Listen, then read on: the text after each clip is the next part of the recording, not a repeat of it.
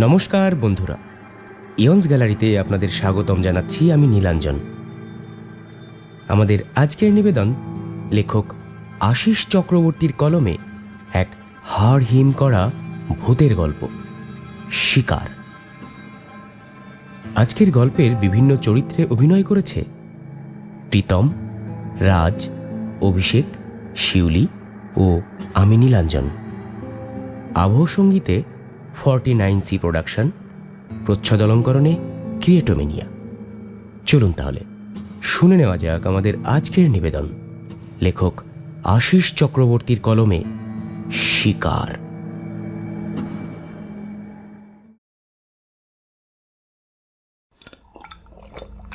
ভদ্রলোক ক্রমশ ঘামছেন। টেবিলে রাখা জলের বোতল থেকে এই নিয়ে বার পাঁচেক গলায় জল ঢেলেছেন, তবুও তৃষ্ণা মিটছে না। গলা শুকিয়ে কাঠ হয়ে যাচ্ছে মিনিটে মিনিটে। শুকনো গলায় ঘন ঘন ঢোক গিলে একটা হালকা ব্যথা এসে গেছে। হাত পা ঠান্ডা, হৃৎপিণ্ডের গতি ঊর্ধ্বমুখী। যে চেয়ারটায় বসে রয়েছেন তার হাতলগুলো অবধি ঘামের জলে মেখে গেছে। মনটা অস্থির, তালগোল পাকানো। চোখের দৃষ্টি স্থির হয়ে আছে দরজায় যে বড় বড় ইংরেজি হরফে লেখা আর.এল. রক্ষিত সেই দিকে। বিকেল গড়িয়ে সন্ধ্যার আগমন প্রায় নিকট। খানিক বাদে একজন বেয়ারা এসে বলল, এবার ভেতরে যান। লোকটা উঠতে গিয়ে পা হড়কে পড়ে গেল। নিজেকে সামলে দাঁড়াতেই বেয়ারা প্রশ্ন করল, আপনার কি শরীর খারাপ লাগছে? না, আমি ঠিক আছি, উত্তর দিল ভদ্রলোক।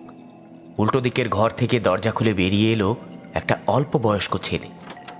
এবারে লোকটা দরজা ঠেলে সামান্য ফাঁক করে জিজ্ঞেস করল, ভেতরে আসতে পারি? ভেতর থেকে অনেকটা শক্ত গলায় উত্তর এলো, আসুন আসুন। লোকটা ভেতরে ঢুকে খানিকক্ষণ চোখ ঘুরিয়ে নিয়ে চেয়ার টেনে বসল। ঘরের ভেতরটা আন্দাজের থেকে বেশ বড়। এটাকে ঠিক অফিস বলা চলে না, জমিদার বাড়ির বৈঠকখানা বললেও কিছু কম হবে না। ঘরের ভেতরে পুরনো জিনিসপত্র, ধাতুর মূর্তি, বনসাই করা গাছের সমারোহ। দেওয়ালে বেশ প্রাচীন কিছু তৈলচিত্র। আর হ্যাঁ, সব থেকে যেটা আকর্ষণীয় সেটা হলো দেয়ালের বিভিন্ন জন্তু জানোয়ারের মাথা কাঠের উপর আটকে বসানো রয়েছে। দেখলে জীবন্ত মনে হয়। বিশেষ করে চোখগুলো। হিংস্র পশুর মুখ হাঁ হয়ে আছে, সুচালো দন্ত, জিহ্বা প্রসারিত। মুখ গহ্বরে চোখ পড়লে গলা আপনা থেকেই বুঝে আসে। এমনই একটা নীল গাইয়ের মাথার দিকে তাকিয়ে লোকটা যখন ভাবনায় তলিয়ে যাচ্ছেন, ঠিক তখন টেবিলের ওপাশ থেকে আওয়াজ এলো, এগুলো বিভিন্ন মৃত জানোয়ারের স্টাফ। আসলে আমার ঠাকুরদা ছিলেন সে যুগের বিখ্যাত ট্যাক্সিডার্মিস্ট। ওনাকে সাহেবরা মিস্টার রাক্সিট বলে এক ডাকে চিনতেন। হ্যাঁ, ট্যাক্সিডার্মিস্ট বোঝেন তো? লোকটা এবার সম্বিত ফিরে পেয়ে বলল, না, জানা নেই। উত্তর দেবার সময় চোখের দৃষ্টিটা একবার ভালো করে বুলিয়ে নিলেন আর.এল. রক্ষিতের দিকে। ভদ্রলোকের পুরো নাম রাজীব লোচন রক্ষিত। টেবিলে রাখা নেম প্লেট সে কথাই বলছে। মজবুত চেহারার মানুষ মিস্টার রক্ষিত। চোখের দৃষ্টি গাঢ়, বিচক্ষণ। অভিজ্ঞতার মোড়কে গড়া মানুষ একবার দেখলেই বোঝা যায়। চওড়া কাঁধ, শক্ত চোয়াল, বয়স 60 কিন্তু কোথাও বয়সের ছাপ নেই। বুক পকেট থেকে একটা লম্বা সিগারেট বের করে সেটা ধরিয়ে কয়েকবার ধোঁয়া ছেড়ে মিস্টার রক্ষিত বললেন, একজন সফল ট্যাক্সিডার্মিস্ট হওয়া কম ঝক্কির কাজ নয় মশাই। তাকে ভালো জৈব বিজ্ঞানী হওয়া প্রয়োজন। আসলে এটা বিজ্ঞান ও শিল্পের মেলবন্ধনও বলা যেতে পারে। ট্যাক্সিডার্মিস্ট একটি গ্রিক শব্দ। ট্যাক্সি কথার অর্থ হলো সংরক্ষণ, আর ডার্মি শব্দের অর্থ চামড়া। এক কথায় একটি চামড়া সংরক্ষণও বলা যায়। ট্যাক্সিডার্মিস্টদের শিল্পকর্মকে বলে ট্যাক্সিডার্মি।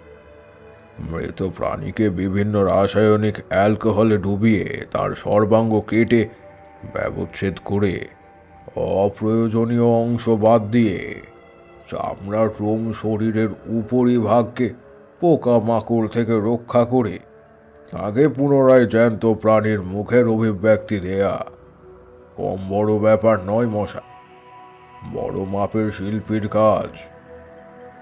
আমার ঠাকুরদা পুরো ব্যাপারটাই শিখেছিলেন একজন সাহেব ট্যাক্সিডার্মিস্ট রবার্ট স্টেইনের কাছে। এগুলি তাঁরই শিল্পকর্মের নিদর্শন। আমার দেশের বাড়িতে শয়ে শয়ে আছে। সে সময় শিকার নিষিদ্ধ ছিল না। সাহেবরা দেশের জঙ্গলে ঘুরে জানোয়ার মেরেছে, আর ঠাকুরদা সেগুলো ট্যাক্সিডার্মি বানিয়ে রেখেছে। এগুলোতে ইদানিংকালে কাঠ আর আরও অন্যান্য বস্তুর ব্যবহার হয় শুনেছি। অনেকে ম্যানিকুইন বা স্টাফ বলে চেনে এইসব শিল্পকর্মকে। ঠাকুরদার তৈরি এই বস্তু শুনেছি অজস্র বিদেশেও গেছে।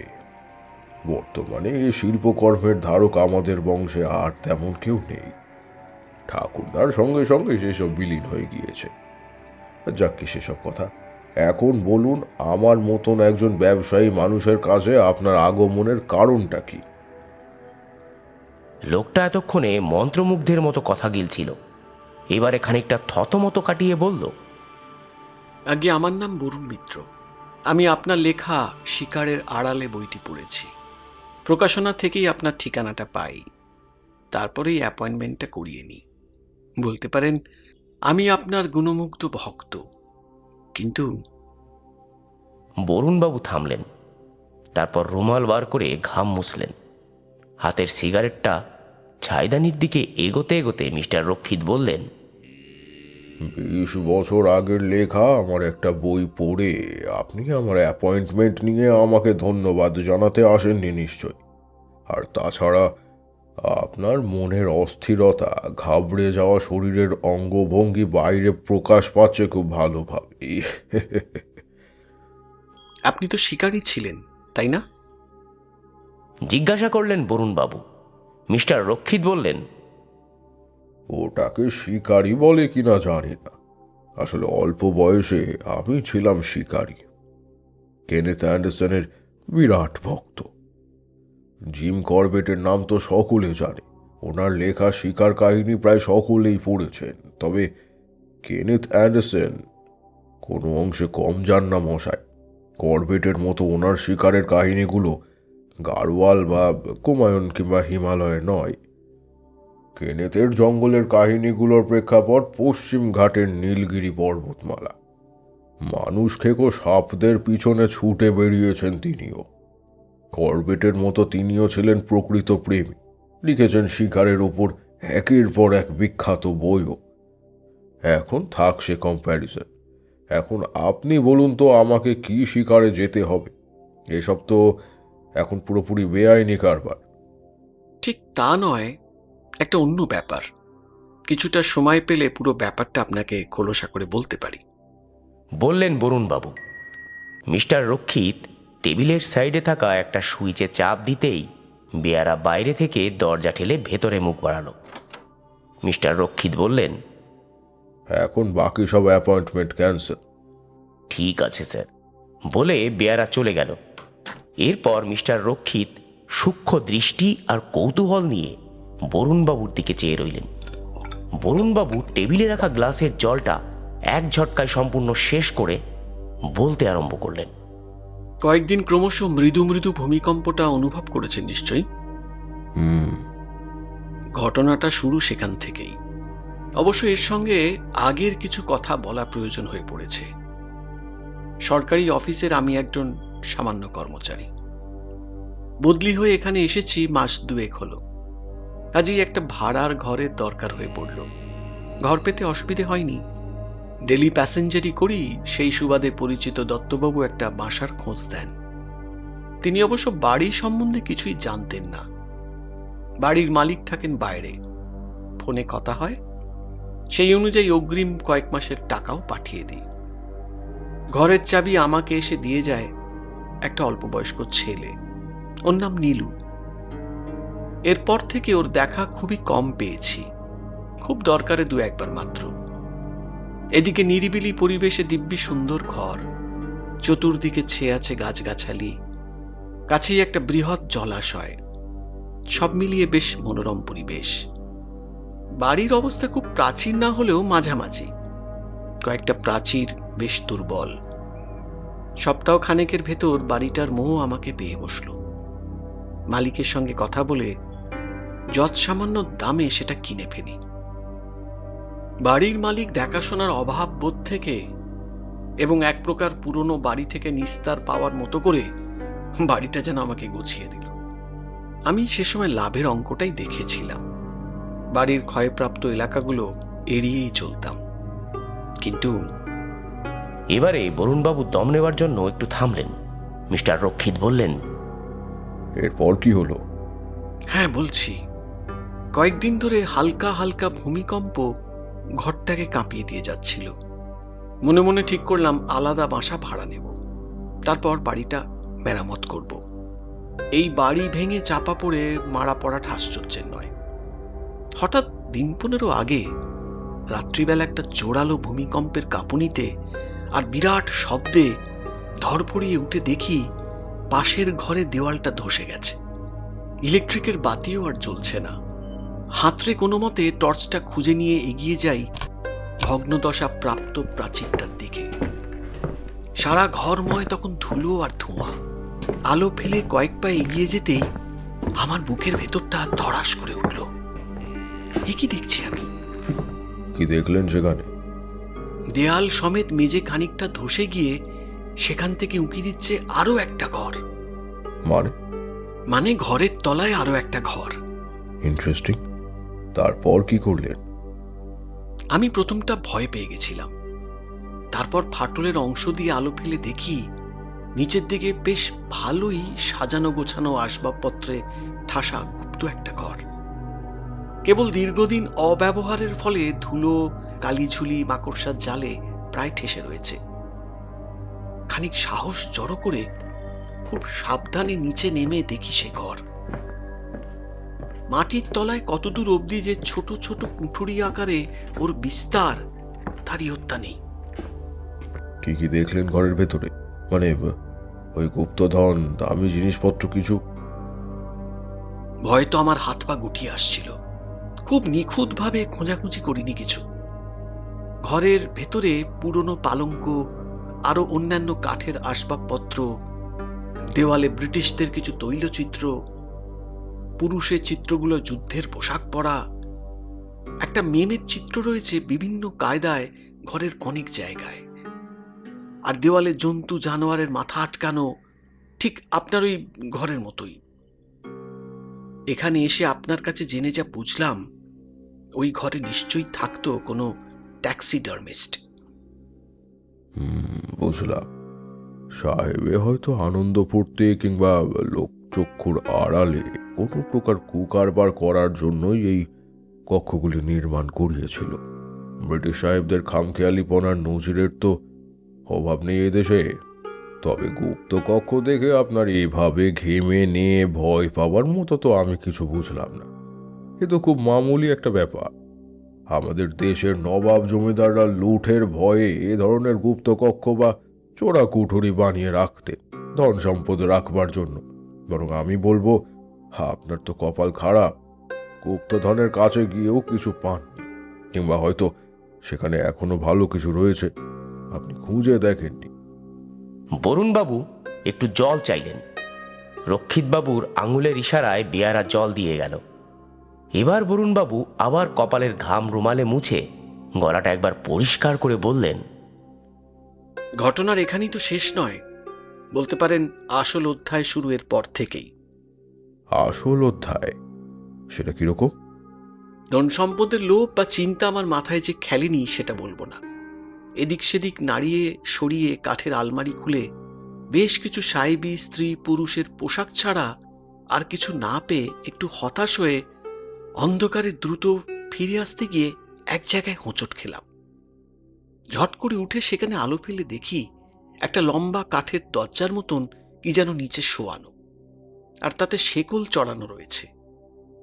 খানিকক্ষণ সেদিকে নজর ফেলে বুঝলাম এটা নিশ্চয়ই বৃহৎ আকার সিন্দুক গোছের কিছু। লোভটাও মনে চাড়া দিয়ে উঠল। অল্পক্ষণের পরিশ্রমে শেকল খুলে ডালাটা সরিয়ে ভেতরে টর্চের আলো ফেলতেই আমার সর্বাঙ্গ কাঁপুনি দিয়ে হাত থেকে টর্চটা পড়ে গেল। কি দেখলেন সিন্ধুকের ভিতরে? একটা ট্যাক্সিডার্মি, মানে ওই ম্যানিকুইন। তা বেশ, কিন্তু এর মধ্যেও তো আমি ঘাবড়ানোর সেরকম কিছু দেখছি না। মানে বাড়িটা যদি কোনো ট্যাক্সিডার্মিস্টের হয় তাহলে এই ধরনের জিনিস থাকাটা সহজ ব্যাপার। তা কোনো জানোয়ারের ট্যাক্সিডার্মিস্ট?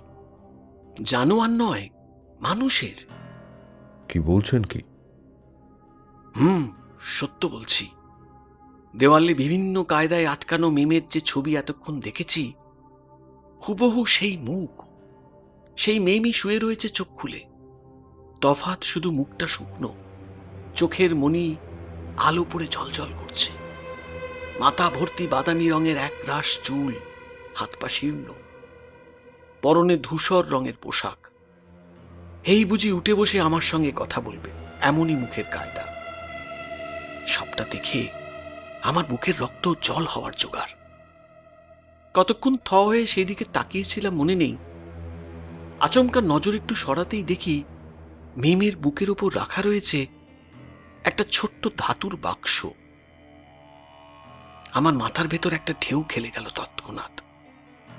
এতক্ষণ যার খোঁজে এদিক ওদিক হাতড়ে বেড়াচ্ছিলাম, এ সেই জিনিস। এই অবধি শুনে মিস্টার রক্ষিত চকচকে চোখ নিয়ে বলে উঠলেন, গুপ্তধন? বরুণবাবুর কানে যেন সে কথা প্রবেশ করল না। তিনি বলে চললেন, আমার এক মুহূর্তে সমস্ত ভয়ে আতঙ্ক যেন কর্পূরের মতো বাতাসে মিলিয়ে গেল। হাত বাড়িয়ে তুলে নিলাম বাক্সটা। তারপর চলল ওটাকে ভাঙার প্রক্রিয়া। কেমন একটা অমানুষের মতন হয়ে গিয়ে বল প্রয়োগ করতে থাকলাম। বাক্সের জং ধরা অংশে হাতের দুটো আঙুল কেটে রক্ত ঝরতে লাগলো। সেই যন্ত্রণার দিকেও যেন ভ্রুক্ষেপ নেই। হঠাৎ একটা বিকট শব্দ করে বাক্সটা খুলে গেল। মুহূর্তে খোলা বাক্সের দিকে চেয়ে আমার দুই চোখ বিস্ফারিত হয়ে যেন ফেটে পড়তে চাইল। ঠান্ডা একটা স্রোত সারা শরীরে খেলে গিয়ে আমাকে নিশ্চল করে ফেলল এক নিমিষে। অনেক চেষ্টা করেও একটু রাগ কাটতে পারলাম না, যেন পাথর বনে গেলাম। মিস্টার রক্ষিত বললেন, মূল্যবান ধনরত্ন চোখের সামনে দেখলে ওরকম হওয়াটা স্বাভাবিক। আপনার জায়গায় আমি থাকলে শারীরিক ও মানসিক অবস্থা একই হতো। বরুণবাবু একটা শুষ্ক ভয় মিশ্রিত হাসি হেসে বললেন, এমন রত্ন না দেখলে জানতাম না ভয় কাকে বলে। আপনার তো দেখছি সমস্ত ব্যাপারেই একটা ভয় কাজ করছে। কি কি পেয়েছেন সেটা বলুন। জিজ্ঞাসা করলেন মিস্টার রক্ষিত। একটা হৃৎপিণ্ড। দীর্ঘশ্বাস ছেড়ে জবাব দিলেন বরুণবাবু। এবারে মিস্টার রক্ষিত উত্তেজনায় উঠে দাঁড়ালেন। বললেন, হোয়াট? ইয়েস, একটা মানুষের হৃৎপিণ্ড ওষুধপত্র মাখিয়ে ট্যাক্সিডার্মি করে রাখা বাক্সের ভেতর। খুব সম্ভবত ওই মেম সাহেবের শরীর থেকে খসিয়ে নেওয়া হৃৎপিণ্ড ওটা। আমার আঙুলের ক্ষত থেকে ঝরে পড়া রক্ত শুষে নিয়ে আস্তে আস্তে যেন তার পুরনো ছন্দ ফিরে পেতে চাইছে হৃৎপিণ্ডটা। কি ভয়ানক আর কুৎসিত সে দৃশ্য! আমি দিকবিদিক জ্ঞান শূন্য হয়ে ওই কাঠের সিন্দুক গোছের বড় বাক্সের ভেতর অর্ধ জাগরিত হৃৎপিণ্ডটা ফেলে দিয়ে কম্পমান হাত পা নিয়ে টেনে হেঁচড়ে নিজেকে ওই গুপ্ত কক্ষ থেকে তুলে নিয়ে আসি। প্রাণ ভয় আড়ষ্ট হয়ে সারা রাত প্রায় ঘরের কোনায় গুটিসুটি মেরে পড়েছিলাম। সকালবেলা ফাটলটাকে বাক্স প্যাটরা কাঠের টুকরো দিয়ে কোনো রকমে বন্ধ করে রাখি।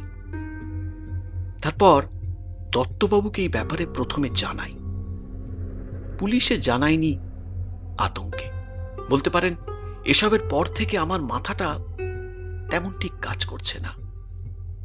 দত্তবাবু সবটা শুনে বিষয়টা নিজের চোখে দেখার ইচ্ছে প্রকাশ করে। অফিস থেকে ফিরে দুজনে ফের সেই ফাটলের মুখ পরিষ্কার করে নিচে নামি। কিন্তু এরপরই আশ্চর্য আর বিস্ময় আবার আমাকে ঘিরে ধরল। ঘরের ভেতর সমস্ত কিছু অক্ষত অবস্থায় রয়েছে ঠিক আগের মতোই। কেবল সেই মেম সাহেবের শরীর আর হৃৎপিণ্ডটা উধাও। এঘর সেঘর তন্ন তন্ন করে খুঁজেও কোনো চিহ্ন পাইনি। কোনো বুনো জন্তু জানোয়ারের কাণ্ড ভেবে বেশ কিছুদিন চুপ ছিলাম। তাছাড়া দেহটা যে সরে গেছে এতে খানিকটা সাহসও ফিরে পেয়েছিলাম। কিন্তু আবার ঘটল অন্য আরেক কাণ্ড। Daily passenger দত্তবাবু নিপাত্তা। ওর বাড়ির লোকেরা পুলিশে মিসিং ডায়েরি পর্যন্ত করেছে, কিন্তু এখনো অবধি কোনোই ফল হয়নি। একটা ভয় তখন আমাকে অল্প অল্প করে গিলে খাচ্ছে। এমন সময় রাত 3টের পর একটা অদ্ভুত দর্শন পাখি এসে আমার বাড়ির পাশের ঝোপে ঝাড়ে ঘোরাঘুরি শুরু করেছে আর বিকৃত স্বরে চিৎকার করে অতিষ্ঠ করে তুলছে আমাকে। এই কাণ্ড ঘটে শেষ রাত অবধি, রোজই। এরপর প্রথম দিন যে ছেলেটি আমাকে ঘরের চাবি দিতে এসেছিল, মানে নীলু, ওকে 5 মাস খাটার চাকরির মোটা মাইনের লোভ দেখিয়ে আমার কাছে রেখে দিলাম, শুধুমাত্র ভয় থেকে নিস্তার পাওয়ার আশায়, কেবলমাত্র বিনিদ্র রাতগুলোই একজন সঙ্গী পাওয়ার জন্য। গত রাত্রে হঠাৎ 3টের পর পাখির ডানা ঝাপটানো আর কুৎসিত চিৎকারে উঠে দেখি নীলু ঘরে নেই। টর্চ জেলে বাইরে অনুসন্ধানে বেরিয়ে জলাশয়ের দিকে এগিয়ে যেতেই থমকে যেতে হলো। পেলেন ছেলেটিকে? না, জলাশয়ের ধারে দেখি সেই পাখি, আশ্চর্য বড় রকমের, জলে শব্দ করে তার পাখনাগুলো ধুচ্ছে। মাঝরাতে পাখনা ধুচ্ছে কেন হঠাৎ সেটা লক্ষ্য করতে এগিয়ে গিয়ে দেখি সে তার পাখনা থেকে রক্তের দাগ জলে ধুচ্ছে। ব্যাপারটা আলো হাঁদারিতে খুব স্পষ্ট নয়। এক নিমেষে নীলুর প্রাণ সংশয়ের কথা মাথায় খেলে গেল। ছুটে এগিয়ে যেতেই শরীরে রক্ত হিম হয়ে গেল। নিজের চোখকে যেন বিশ্বাস করতে পারছি না। আমার সমস্ত ইন্দ্রিয় আমাকে যেন ধোঁকা দিচ্ছে। পায়ের সমস্ত শক্তি খসে পড়তে চাইছে, দম বন্ধ হয়ে আসছে। এতক্ষণ যাকে পাখি বলে ভুল করছিলাম সে আর কেউ নয়, সেই ম্যানিকুইন করা মেয়েটি। শুকনো শীর্ণ হাত দিয়ে তার চোখে মুখে ধূসর কাপড়ে লেগে থাকা তাজা রক্ত ধুয়ে ফেলছে জলে। তার এক রাশ চুল পলকা বাতাসে চতুর্দিকে উড়ে উড়ে আকাশের সঙ্গে যেন মিশে রয়েছে। আর আমার দিকে জল জলে চোখ নিয়ে প্রসন্ন দৃষ্টি দিয়ে যে বিকট শব্দ করে খিলখিলিয়ে হাসছে। এ হাসি বিগত রাতগুলোর এতদিন শুনে আসা বীভৎস কঠিন ভয়ঙ্কর কান্না শব্দের মতোই শোনাচ্ছে। এসবের আমি কিছুই বুঝি না, জানি না। আমাকে আমাকে আপনি বাঁচান রক্ষিত বাবু। আমি নিশ্চিত দত্তবাবু এবং নীলু আর বেঁচে নেই। ওদের প্রাণ নিয়েছে ওই রাক্ষসে পাখিটা, মানে ওই ম্যানিকুইন। আপনি ওকে মেরে ফেলুন, বাঁচান আমাকে। মিস্টার রক্ষিত কপালে ভাঁজ ফেলে খানিকক্ষণ চুপ থেকে একটা সিগারেট ধরালেন। তারপর অর্ধেক সিগারেট প্রায় শেষ করে বললেন, আপনি আমার লেখা বইটা বেশ ভালোভাবে পড়েছেন দেখছি। বেশ ঘটনাগুলো আয়ত্ত করে ফেলেছেন স্মৃতিতে, আর সেখান থেকেই আপনার এই ঘটনার সত্যতা নিয়ে প্রশ্ন থেকে যায় বরুণ বাবু। আপনি অবিশ্বাস করছেন আমার সচক্ষে দেখা অনুভব করা ব্যাপারটা। আপনি মিথ্যে বলে উড়িয়ে দিতে পারেন না। আপনি আমার সঙ্গে এলে পরে সেই গুপ্ত কক্ষ আর নির্জন স্তব্ধ রাতে সেই পাখির ভয়ানক চিৎকার, কুৎসিত কান্না শোনাতে পারি। সমস্ত রাত সে শিকার খুঁজে ফেরে। তাজা রক্ত ওর চাই। তা না হয় বুঝলো, এক মুহূর্তের জন্য মেনেও নিলাম, তবে আপনি পুলিশে যাননি কেন? আমার এই ধরনের ঘটনা পুলিশ মানবে বলে আপনার মনে হয়? গুলিখোর রাজগুবি গল্প ফাঁদিয়ে আমি পার পেতে চাইছি ভেবে উল্টে আমাকে দত্ত ও নীলুর খুনি সাজিয়ে দেবে। খুনের মোটিভ অত্যন্ত সোজা। গুপ্ত ঘরে প্রাপ্ত গুপ্তধনের ভাগ বাটোয়ারা নিয়ে গন্ডগোলের জেরেই এই জোড়া খুন। আপনার কথায় অল্প হলেও যুক্তি রয়েছে। ঘরটা এবং আপনার সঙ্গে এই দুজনেরই একটা প্রত্যক্ষ পরোক্ষ সম্পর্ক ছিল, সেটা আপনি নিজেই স্বীকার করেছেন। আর একটা প্রশ্ন, এত মানুষ থাকতে আপনি আমার কাছে কেন এসেছেন? কারণ আপনার লেখা বইতে ম্যান ইটারের ঘটনাটা আমি পড়েছি রক্ষিতবাবু। রণথম্ব দুর্গের কাছে অবস্থিত উঁচু পাহাড়ের অরণ্যে মানুষ খেকো বাঘের উপদ্রব, তারপর তাকে মারার দায়িত্ব আপনার কাছে আসে সরকারিভাবে। অথচ সেই নরখাদককে আজ অব্দি কেউ দেখেনি, এমনকি আপনিও না। কিন্তু অর্ধভক্ষিত মানুষের লাশ হামেশাই পাওয়া যেত সেখানে। শেষ অবধি আপনিও বইতে সেটা কোনো ম্যান ইটারের কাণ্ড কারখানা নয় বলেই লিখেছেন, অন্য অলৌকিক কিছুর ঘটনা বলেই তুলে ধরেছেন। ভাবলাম আপনার ঘটনার সঙ্গে আমার ঘটনার কোনো মিল থাকতে পারে। এছাড়া অন্য মানুষের থেকে আপনার এই ঘটনার প্রতি বিশ্বাস জন্মাবে খুব শীঘ্রই। তাই রক্ষিতবাবু সবটা শুনে হাতের সিগারেটটা অ্যাস্ট্রেতে গুজে বললেন, সে কারণেই একটু আগেই আমি সে কথা আপনাকে বললাম। আমার অভিজ্ঞতা বইতে পড়ে আপনি হয়তো সে কথায় আমাকে শোনাচ্ছেন, শুধুমাত্র লোকেশনটা আলাদা। তবে প্রথমটা আমিও এসবে বিশ্বাসী ছিলাম না। ঘটনা চক্রে আমি নিজেও এসবের সাক্ষী হয়ে পড়েছিলাম একবার। অস্বীকার করি কি করে বলুন তো? তখন আমার বয়স আর একটু হালকা। রাজস্থান থেকে টেলিগ্রাম পেলাম রণথম্বরের জঙ্গলে একটা ম্যান ইটার বাঘের সন্ধান পাওয়া গিয়েছে। রাতের আঁধারের গ্রাম থেকে মানুষ পশু নাকি টেনে নিয়ে যাচ্ছে। ওকেই ঘায়েল কিংবা খতম করতে হবে। থাকা খাওয়া যাওয়া আসা সরকারি খরচ। শিকারের নেশা তখন রক্তে। এমন মকা ছাড়ি কি করে? সামান গুটিয়ে হাজির হলাম সেখানে।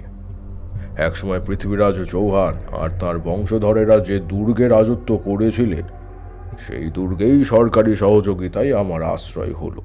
কারণ অবশ্য সেই উঁচু দুর্গের মাথা থেকে এক পাশে সমস্ত বন আর অন্য পাশে গ্রামটার ওপর পুরো নজর রাখা যায়। আমার সহযোগী হিসেবে স্থানীয় একটা গ্রামের ছোকরাকে দেওয়া হলো। পুরো বনটা নাকি ওর নখদর্পণে। বনে কাঠ সংগ্রহ ওর পূর্বপুরুষের পেশা। সেই সুবাদেই এই জ্ঞান। ছোকরার নাম ভামা। আমার প্রত্যেক কথার উত্তরে মাথা নাড়ত, আমাকে হুকুম বলে সম্বোধন করত। কয়েকটা দিন ওর সঙ্গে বনের প্রায় সমস্ত এলাকা চষেও ম্যান ইটারের টিক্কি পর্যন্ত পায়নি।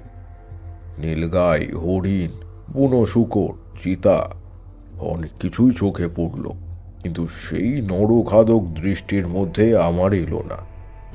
অথচ আধ খাওয়া লাশ মিলতে থাকলো রুচি। মনের মধ্যে হতাশার সঙ্গে জেদটাও চেপে বসলো আমার। কয়েকটা রাত হাতে রাইফেল নিয়ে দুর্গের ওপর আমি আর ভামা সতর্ক পাহারায় রয়ে গেলাম। একদিন মাঝরাতে ভামা বলল, হুকুম, এখান থেকে চলে যান। এসব জিনিস ভালো নেই আছে, আপনার ক্ষতি হতে পারে।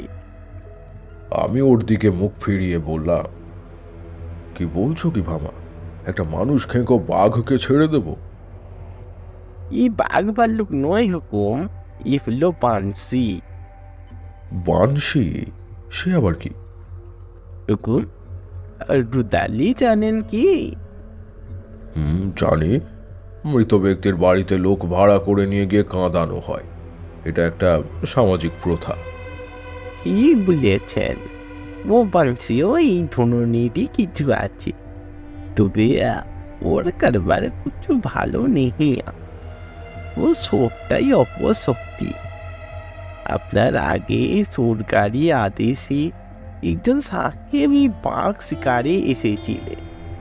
আপনার মতো আমিও ছিলাম ওনার সঙ্গে।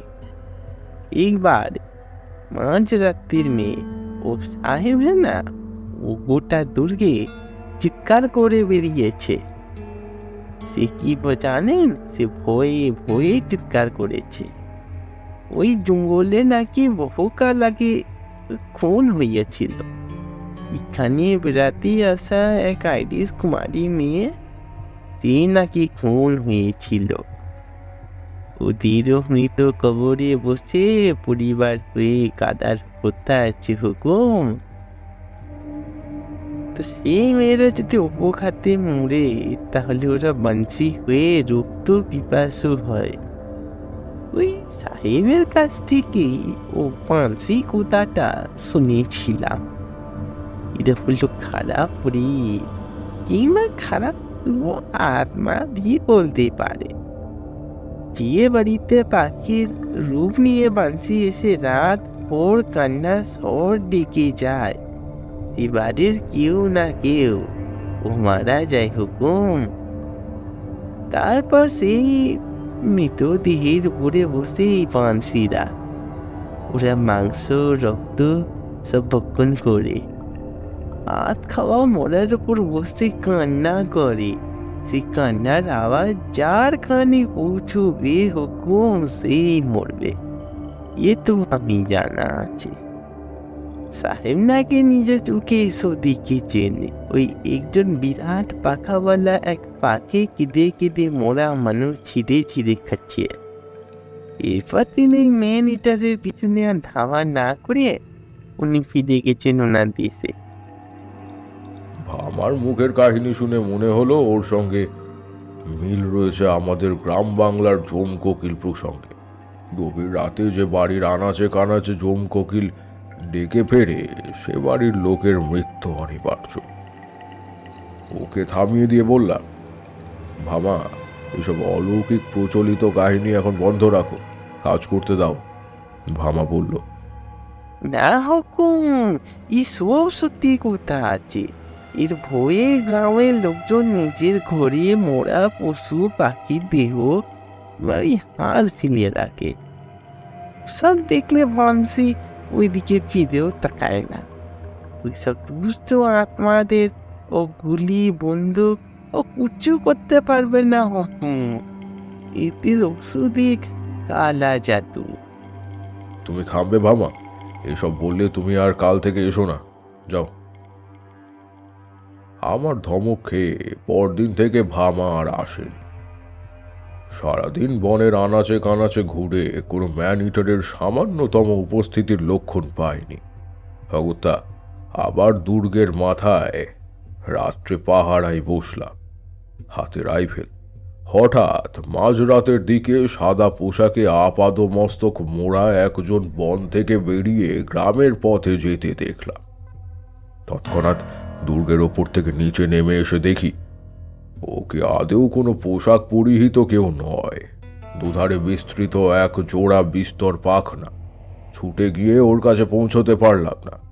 বাতাসে মিলিয়ে যাওয়ার মতো করে উধাও হয়ে গেল যেন। চারিদিকে আলো ফেলে কিছুই সেরকম দেখতেও পেলাম না। ঘর বাড়ি জঙ্গল সব যেন পাথরের মতো দাঁড়িয়ে রয়েছে। এমন সময় কানে এলো বিকট করুণ একটা কান্নার শব্দ। এক মুহূর্তে মনে পড়ল ভামার সেই বানশির কথা। তবে কি সেসব সত্য? অশরীরীর কারবারে সব। কান্নার শব্দ তীব্র হলেও সেদিক লক্ষ্য করে পরপর দুবার গুলি ছুড়লাম। কান্না থামল। শব্দের উৎস লক্ষ্য করে ছুটে গিয়ে দেখি আধ খাওয়া একটা জানোয়ারের মরার ওপর বসে বিশ্রী শব্দ করে কাঁদছে বানশি। মাথা ভর্তি ঘন চুল, ঝোড়ো হাওয়ায় এলো পাথারি উড়ছে। রক্ত মাখা শীর্ণ ফ্যাকাশে মুখ, লিকলিকে হাতে বিস্তর নখ। সে তার পাখনার মতো বিস্তৃত ধূসর কাপড় থেকে লম্বা জিভ বার করে চেটে চেটে তাজা রক্ত খাচ্ছে। আর বারবার আমার দিকে চেয়ে প্রসন্নের হাসি হাসছে। সেদিকে লক্ষ্য করে পুনরায় গুলি ছুড়তেই গুলিটা লক্ষ্য ভেদ করল। আরো বীভৎস একটা আর্তনাদ করে ঝড়ের গতিতে বনের অন্ধকারে হারিয়ে গেল। পরপর কয়েক রাত এইভাবে বানশির দেখা পায়। তবে ওকে শিকার ছুঁতে দিইনি। রক্ত না পেয়ে ক্রমশ দুর্বল হতে দেখেছি ওকে। তারপর বেশ কিছুদিন ওকে আর দেখতে না পেয়ে এক প্রকার নিরাশা নিয়েই রণথম্বর থেকে ফিরে আসি। এরপর অশরীরীর উপস্থিতির বিশ্বাস মজ্জায় গেঁথে যায়। সময়ের ব্যবধানে শিকার জিনিসটা ত্যাগ করে জঙ্গলের কাঠের ব্যবসায় নেমে পড়ি।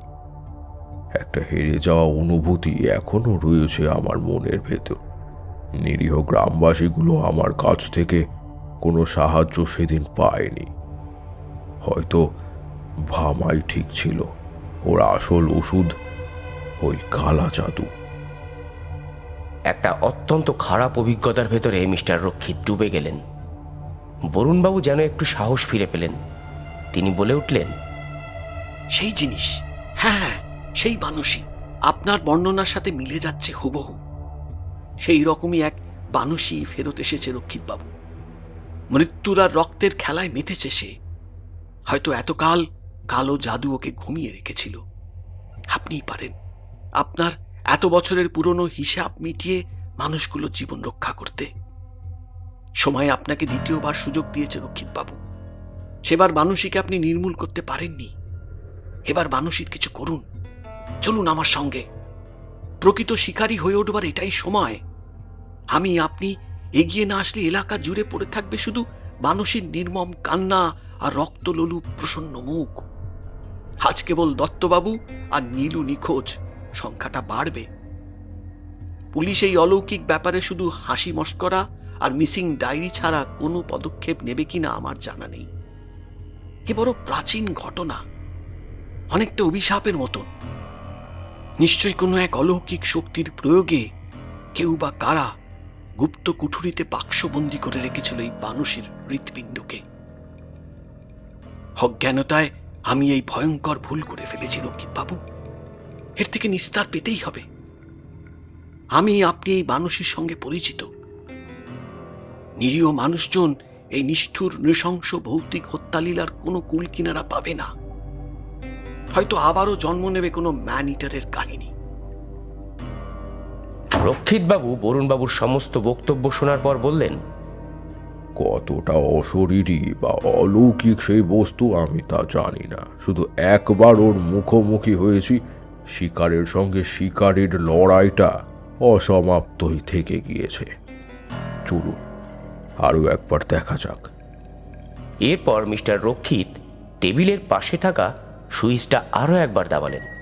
সঙ্গে সঙ্গে বেয়ারা এসে হাজির হলো। মিস্টার রক্ষিত বললেন, গাড়ি বের করো। বরুণবাবুর ভয় যেন এবার উড়ে গেল। মনের মতো লড়াকু একটা সঙ্গী পাওয়া গেছে। ওনার চোখে ফুটে উঠেছে প্রতিশোধের স্পৃহা আর ঠোঁটের কোণে কঠোর হাসি। মিনিট পাঁচেকের মধ্যে দুজনে গাড়ি করে বেরিয়ে পড়লেন। প্রথমে মিস্টার রক্ষিতের বাড়ি, সেখান থেকে সঙ্গে নিলেন .303 এবং .316 এই দুটো রাইফেল। এই রাইফেল দুটোই তার শিকারের সঙ্গী ছিল এক সময়, তবে আজকে শিকার অন্য। তারপর সেখান থেকে বরুণবাবুর বাড়ি পৌঁছাতে সময় লাগলো প্রায় আধা ঘন্টা। পথে সেরকম কোনো কথা হয়নি। অন্ধকার নেমে এসেছে, আকাশে মেঘের অবস্থাও ভালো নয়। মাঝে মাঝে এই বিদ্যুতের ঝলকানিতে ফর্সা হয়ে উঠছে বরুণবাবুর গাছপালা জলাশয় ঘেরা বাড়িটা। দ্রুত পায়ে ছুটে গিয়ে মিস্টার রক্ষিত প্রথমেই ঢুকলেন ঘরের ভেতরে। আলোহীন ঘরটা ছোট হয়ে আছে। পকেট থেকে টর্চ বার করে জ্বালতেই লম্বা আলোক স্তম্ভ অন্ধকার চিরে সামনে এগিয়ে গেল। চোখে পড়ল সেই ঘরের ফাটল, তার তলায় গুপ্ত ঘর। মিস্টার রক্ষিত ফাটলে নামতেই দেখলেন বরুণবাবুর সব কথাই মিলে যাচ্ছে। একে একে কাঠের বৃহৎ সিন্দুক, তৈলচিত্র, ট্যাক্সিডার্মি সমস্তই চোখে পড়ল। ফাটলের উপর দাঁড়িয়ে বরুণবাবু চিৎকার করে বললেন, এখন উঠে আসুন রক্ষিতবাবু। আকাশের অবস্থা ভালো নয়। সে এখন আসবে না। তার আগমন ঠিক রাত 3টের পর। মিনিট 20 মধ্যে তেড়ে বৃষ্টি এলো, সঙ্গে ঝোড়ো হাওয়া আর বজ্রপাত। ঘরের কোনায় কোনায় কেরোসিনের বাতি জ্বালিয়েছেন বরুণবাবু। বাইরে ঝড়ের শব্দ, ঘরের ভেতর নিস্তব্ধের মতো ঘড়ির কাঁটা যেন ছুটে চলেছে। ওরা সিদ্ধান্ত নিল আজকের রাতটা জেগেই কাটাবে। রক্ষিতবাবু একটা রাইফেল চালানোর সামান্য বর্ণনা দিয়ে বরুণবাবুর হাতে তুলে দিলেন। দ্বিতীয়টি তার মজবুত হাতে যেন গেঁথে বসেছে। পাকা শিকারির মতো চোখ ঘোরাফেরা করছে আলো আধারির খেলায়। রাত 1টার দিকে বৃষ্টির বহর কমল। হাওয়া বইছে এলোমেলোভাবে। বিদ্যুতের ঝলকানি রয়েছে তেমনি। বরুণবাবুর একটু ঘুমের ঝুল এসেছে। এমন সময় রক্ষিতবাবুর হাতের ধাক্কায় ধড়ফড়িয়ে উঠে বললেন, কি কি হয়েছে? গলা খাদে নামিয়ে রক্ষিতবাবু বললেন, সে এসে গেছে। তারপর ইশারা করলেন জানালার দিকটায়। খোলা জানালা দিয়ে বাতাস প্রবেশ করছে হু হু করে। বিদ্যুতের ঝলকানিতে দুজনে স্পষ্ট দেখল ওপাশে কে যেন দাঁড়িয়ে রয়েছে। এক পলকে যা বোঝা গেল, ভেজা চুল বাতাসে উঠছে, পরনে ধূসর পোশাক, কিন্তু পরবর্তী বিদ্যুতের ঝলকানিতে সেখানে কিচ্ছু নেই। সব থমথমে, চুপচাপ। দুজনেই রাইফেলটা শক্ত করে ধরে তাক করে আছে সামনের দিকে। অনেকক্ষণ সব যেন থেমে রয়েছে, কেবল হাওয়া আর বৃষ্টির শব্দ। হঠাৎ তীব্র জোরে শুরু হয় সেই আদিম বিকট কুৎসিত কান্নার শব্দ। চমকে ওঠে দুজনেই। বরুণবাবু ভয়ার্ত কণ্ঠে বলে ওঠেন, ও ও, ওই যে বানসি মরা কান্না কাঁদছে, কিন্তু শব্দটা আসছে কোথা থেকে? রক্ষিতবাবু বললেন, চোরা কুঠুরি থেকে। চলুন যাওয়া যাক। এরপর মিস্টার রক্ষিত এক হাতে টর্চ আর অন্য হাতে রাইফেল নিয়ে ঝাঁপিয়ে পড়েন ফাটলের ভেতর। অন্ধকার ঘরের টর্চের আলো ফেলে ফেলে খুব সন্তর্পণে এগিয়ে যান। পালঙ্কের তলায় প্রাচীরের পেছনে দরজার আড়ালে কোথাও সে নেই, তবে কান্নার শব্দ আসছে। কোথায় সে? জোরালো অন্ধকার যেন গিলে ফেলছে আলোর রেখাকে। ঘরের দেওয়ালে সাজানো বিভিন্ন পশু পাখির ট্যাক্সিডার্মিগুলোর চোখ থেকে স্ফটিকের মতো আলো বেরোচ্ছে যেন। এই বুঝি তারা জীবন্ত হয়ে অন্ধকার চিরে বেরিয়ে আসবে। রক্ষিতবাবুর সর্বাঙ্গ জুড়ে ঘামের প্রলেপ, বুকের ভেতর ঢিপ ঢিপ করে চলেছে। হাতের রাইফেল অনড়, পাকা শিকারীর মতো ওনার চোখ খুঁজে চলেছে শিকার। পাগলের মতো খুঁজে চলেছেন রক্ষিতবাবু, চোখে প্রতিশোধের আগুন। হঠাৎ ওনার নাকে এলো উটকো পচা গন্ধ। সেই গন্ধের উৎস অনুসন্ধান করতে একের পর এক চোরা কুঠুরি ছুটে চলেছেন তিনি। এ যেন এক রহস্যময় গোলক দাদা। কয়েক মিনিট পর পায়ের তলায় গাঢ় তরল কি একটা ঠেকে জলের মতো ছলৎ ছলৎ শব্দ করে উঠল।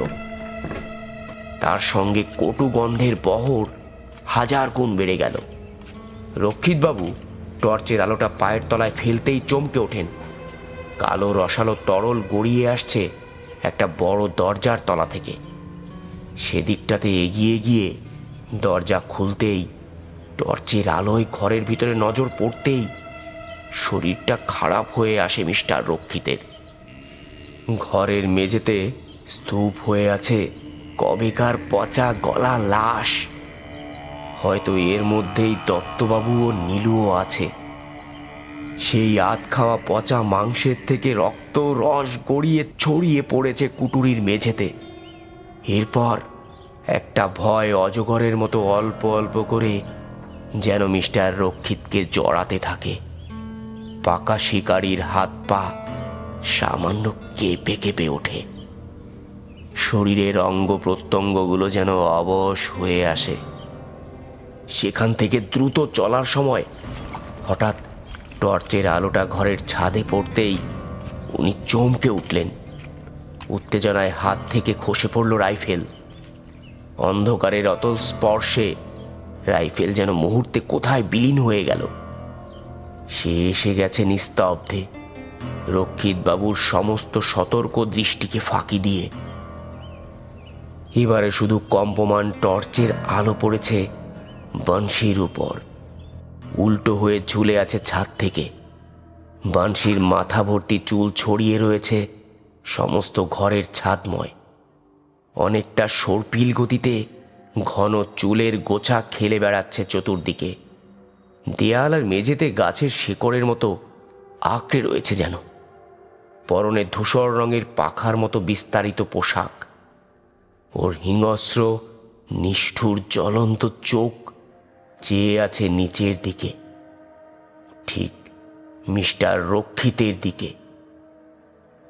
ফ্যাকাশে শুকনো রক্তশূন্য মুখ আর সেখান থেকেই বেরিয়ে আসছে সেই ভয় মাখানো করুণ কান্নার স্বর। বিক্ষিপ্ত সূচালো দাঁত আর অন্তিম জীব সাপের মতো ক্রমশ নিম্নগামী। লিকলিকে বরফের মতো ঠান্ডা হাত দিয়ে ছুঁয়ে ছুঁয়ে দেখছে মিস্টার রক্ষিতের সর্বাঙ্গ। ধীরে ধীরে রসালো জিভটা বুলিয়ে নিচ্ছে মুখমণ্ডলে। পাথরের মতো নিশ্চল হয়ে আছেন মিস্টার রক্ষিত। মাথার ভেতর দপদপ করছে শিরা। বুকের ধুকপুকানিটা এই বুঝি থেমে যায়। শরীরের রক্ত জমাট বেঁধে গেছে যেন এক মুহূর্তে। এবার বংশী তার মিহি খনখনে গলায় গর্জে ওঠে। অজানা এক ভাষায় প্রকাশ করতে থাকে তার ভেতরের আক্রোশ। খুব সম্ভবত সেটা ছিল আইরিশের কোনো আঞ্চলিক ভাষা। বাংলায় তর্জমা করলে তার উচ্চারিত ভাষার অর্থ হবে শিকার, অনেক পুরনো শিকার, আজ হিসেবে মিটবে। অপেক্ষা করছিলাম আমি। অন্ত ঘুম থেকে জেগে উঠেছি রক্তের পিপাসা মেটাবো বলে।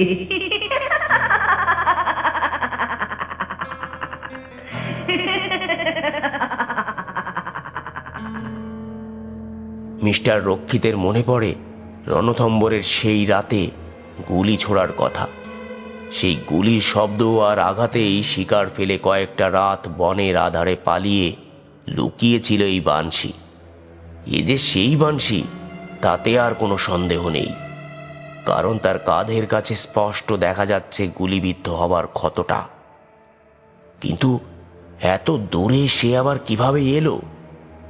আর কে বা কারা একে বন্দি করে রেখেছিল এই মাটির তলায়? এখন সে মুক্ত। রণথম্বরে ওর মুখের থেকে শিকার ছিনিয়ে এবং ওকে আঘাত দেবার জন্য ও এখন বদলা নিতে চাইছে। রক্ষিতবাবু তৎক্ষণাৎ ছুট দেন ঘরের ফাটলের দিকে। ছুটতে ছুটতে চিৎকার করে বললেন,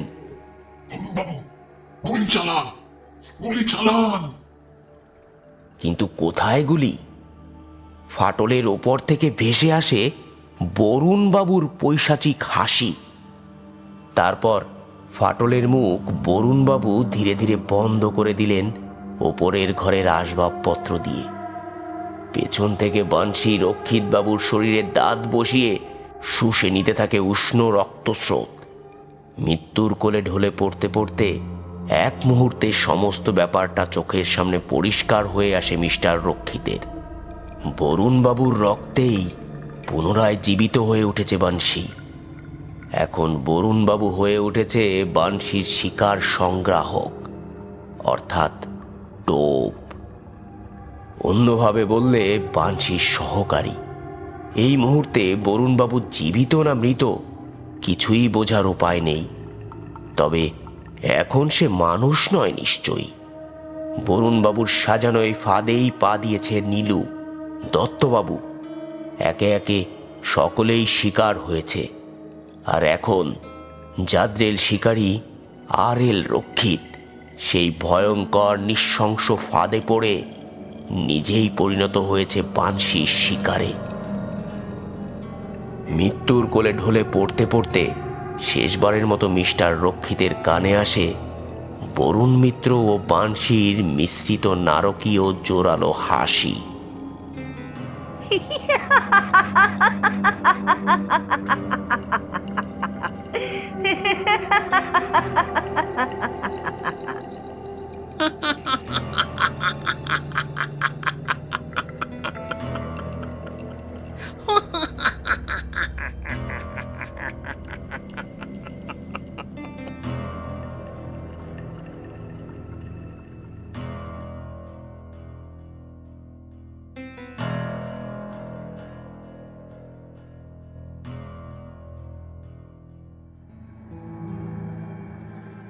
কেমন লাগলো আমাদের আজকের নিবেদন অবশ্যই কমেন্ট করে জানাতে ভুলবেন না। আর যদি ভালো লেগে থাকে তাহলে লাইক এবং শেয়ার করে দিন। তার পাশাপাশি আমাদের চ্যানেলে সাবস্ক্রাইব করে আমাদের সঙ্গে থাকুন। খুব শীঘ্রই আমরা ফিরে আসব নতুন গল্প নিয়ে। সবাই সুস্থ থাকুন, আনন্দে থাকুন। ধন্যবাদ।